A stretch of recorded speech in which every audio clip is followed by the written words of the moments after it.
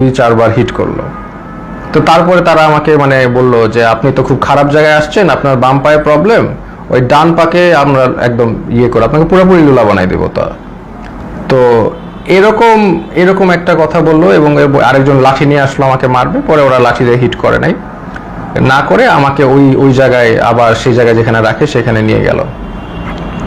তো ওই জায়গায় আবার আমার থাকা শুরু হলো। মানে ওইখানে এমন একটা জায়গা, বললাম তো, কেউ যে এটা ফার্মের মুরগির মতো, ওইখানে কেউ মুভ করতে পারে না, কারণ এত মানুষ এত শর্ট জায়গায় মুভ করার, কেউ হাঁটার কোনো সিস্টেম নাই।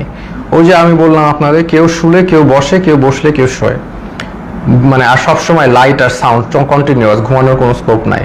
ওইখানে সবচেয়ে ভ্যালুয়েবল রিসোর্স হচ্ছে একটা বোতল, কারণ আমরা তো ফ্লোরের মধ্যে শোন, তো ওখানে তো হার্ড ফ্লোর, ওইখানে কেউ যদি একটা বোতল পায় আলহামদুলিল্লাহ, মানে এটা মানে ভ্যালুয়েবল রিসোর্স। তো ওই বোতলটার উপরে তারা মানুষ মানে পেলে যে খুশি।